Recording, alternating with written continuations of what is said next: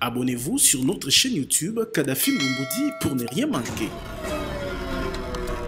Mokolo Malelo, Alliance pour le changement, parti cher et honorable Jama Kabunda Kabound, et le peuple congolais, basila ki côté les mapona kotalisa na mokili mobimba pe na bayi Congo nyonso que Félix Tshisekedi a instauré régime moko ezali dangereux, régime où ezali kobo ya liberté d'expression, il y a opposants politiques, régime oyo ezali kobo ya droit à manifestation, vous allez garantir la constitution au terme de l'article 26. Yango wana to telemaki parce que tu respectes qui mibe ko ndenge longo bami, to komela ki gouverneur avec Kinshasa, to notifier qui peut commandant police avec Kinshasa pour ba encadrer biso na marche pacifique pour na kotambola pour na kotalisa yambo dénonciation et acharnement politique oyo ezali victime président Nabiso honorable Jama Kabunda Kabound oyo asili kozala na prison à Makala et senge et sika oyo sengela ki kozala te kolandisa mana ordonnance tomo kanu izomaki na ba juge ya cour de cassation pour na bachaye na détention assignation à résidence surveillée kolandisa ma loi relative à la procédure devant cour de cassation. Malheureusement ezali na raison mon côté Oyo régime ya Félix Tshisekedi est allé ici au travers du service Oyo Tangami, au travers parquet général pour la cour de cassation Oyo Asiliko Kanga exécution ya ordonnance wana pour na kokanga honorable Jama Kabunda Kabound na Makala nde yango bayimbo kanyonso ba cadre na ba militant ya Alliance pour le changement tolobaki toko tambola mokolo malelo de manière démocratique et pacifique pour totalisa makambo mana na mboka Congo nyonso pe na communauté internationale. Malheureusement to tchaki point de départ na biso kolanisama mokanda tokomaki tolobi toko banda na gare centrale elingi koloba ba militant nyonso ya na ba cadre ya Alliance pour le changement Kouta district ya Moamba ya Lukunga ya Funa ya Changu et sengeli bal milenge la pona kokoma esika yango to tambola to tika memo na biso en bonne et due forme na lobby pacifique liboso ya parquet général pour la cour de cassation.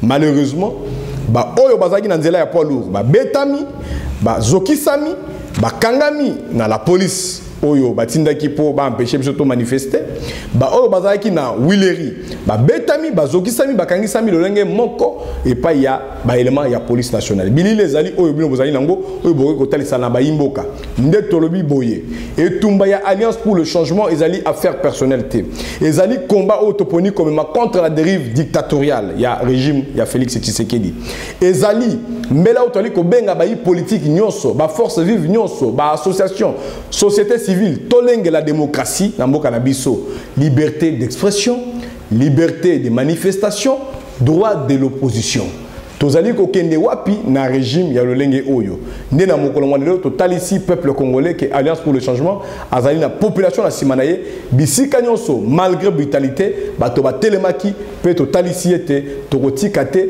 ti tokotelemisa dérive oyo ezali kosalema na régime ya Félix Tshisekedi. Plan B ezanini parce que activité na bino si les causes à étouffer, na police n'est lobby, donc on atteindre objectif te kotika memo, na parquet prêt à cour et cassation, ni les tika libino ko ça.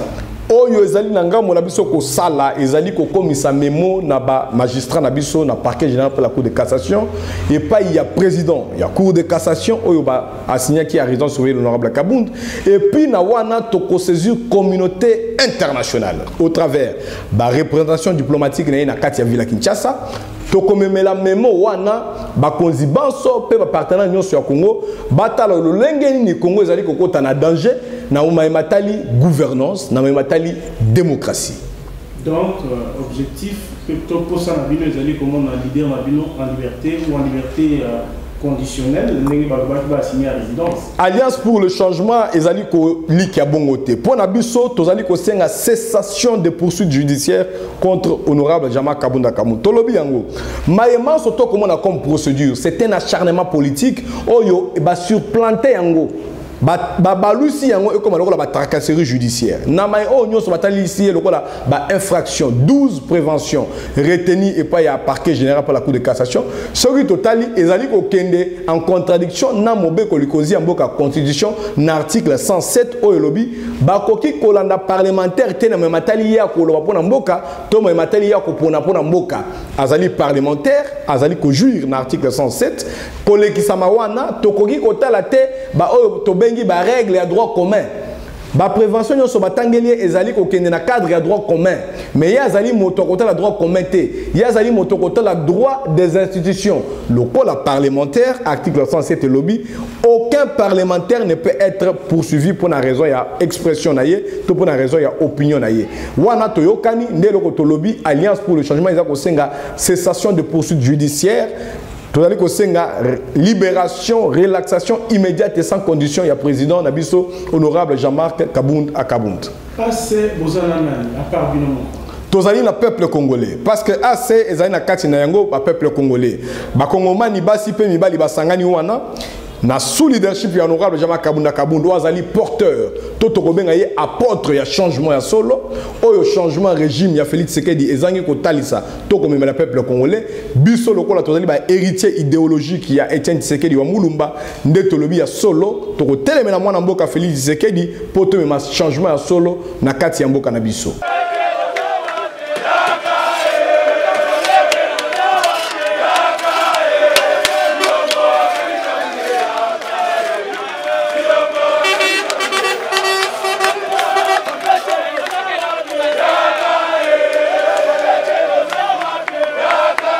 Merci beaucoup. L'objectif que nous avions poursuivi pour la marche d'aujourd'hui, c'était par rapport à la relaxation et le fin de poursuite contre l'honorable président Jean-Marc Kabound à Kabound. L'honorable président Kabound a tenu des propos en étant député national et grand acteur politique de l'opposition. Il était question de porter ce que nous appelons les critiques objectifs sur tous les compatrimoines de la gestion de la res publique. Et ce que nous avions constaté quant à ça, c'était les poursuites en violation flagrante de ce que nous appelons toutes les lois de la République démocratique du Congo.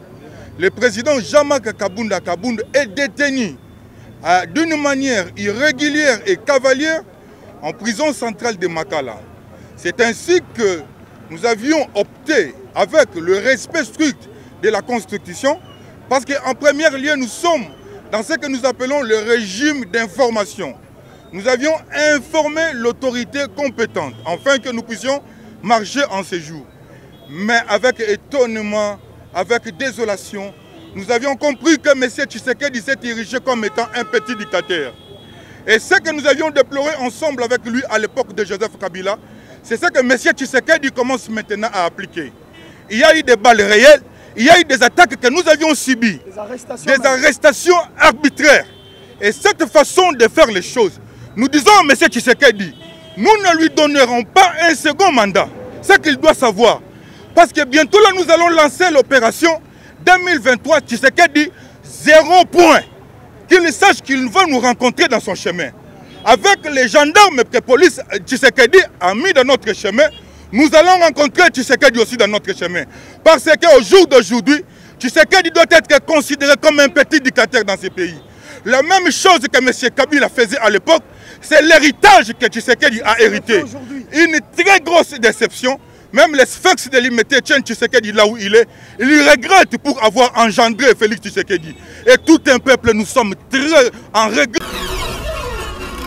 Abonnez-vous sur notre chaîne YouTube Kadhafi Moumoudi pour ne rien manquer.